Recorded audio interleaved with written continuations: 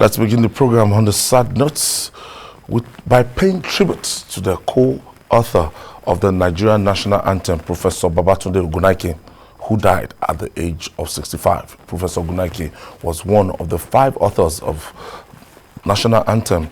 The Ijebu Ogun State, Abon Ogunnaike, joined John Ilechukwu, Eme Etim Akpan, Shota Omogwai, and P.O. Adelibigbe to author the national anthem. Julie, but remember that the labor of our heroes past shall never be in vain, and the national anthem, and till today, is like something the first thing any Nigerian will learn to sing.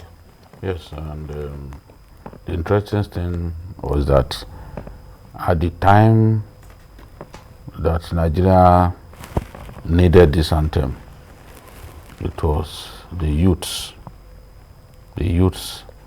that contributed the winning entries. What the Obasanjo regime did was simply to shortlist 5 of the best, and then they picked some lines from each person. Okay. So it's like they all contributed lines, but these were very brilliant young Nigerians in their teens. You can see this man, the anthem was given to us in 1978, 2 years after the pledge. 2 years after the pledge. And this man died at 65. So you can imagine how young he was at that time, you know. And the woman who wrote the pledge, done 44 minus 65. Yeah, you know. And the woman who wrote the pledge too died last year. So these people are living, and the man who composed the anthem, Ben Odiase, died, I think, 2014 or 2013.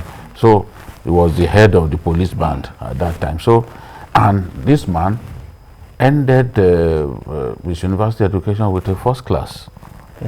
You know, studied abroad, the University of Wisconsin. That's where he got his PhD in chemical engineering.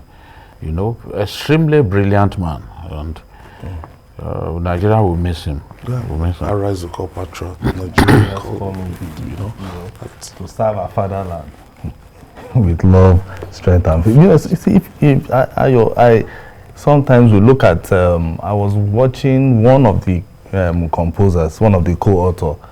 On YouTube, and one of the things he said was those things that they wrote, you know, just like a poem, those things have not changed. There was a time the taps were running with water, potable water. They had the national carrier that was strictly Nigeria Airways. You know, he kept reeling out all the things that were there back then. He went abroad, came back, and things got worse.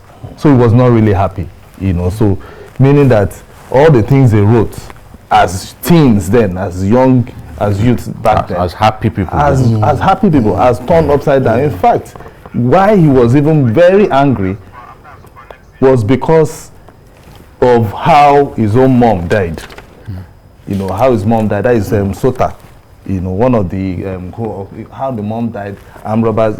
She went to the bank. Coming back from the bank, she was attacked and killed.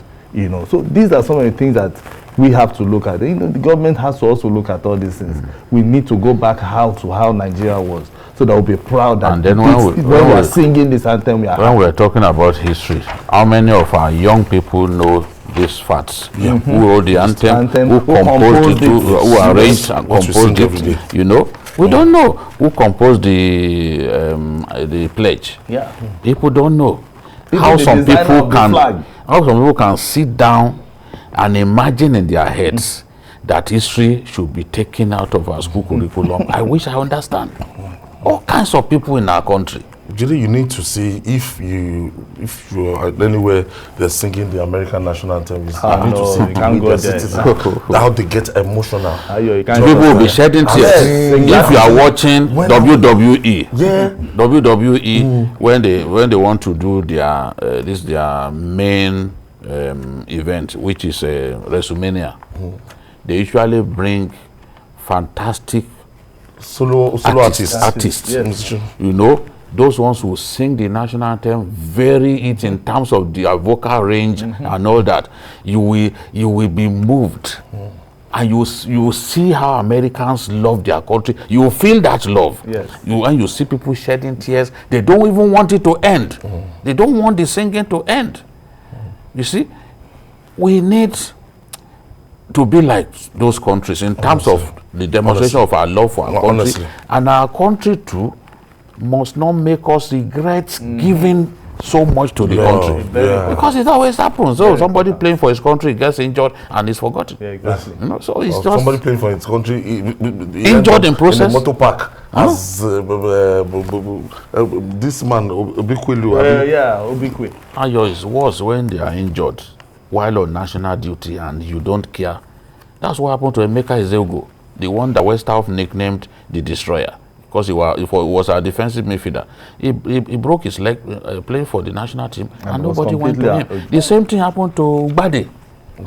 Yes, you can even have a playing career if you do not invest or you do not manage your financial affairs properly. You can end up being bankrupt. We've seen even American artists, some of them bankrupt. But if somebody is injured on national duty, it's irresponsible to not take care of that person. All right.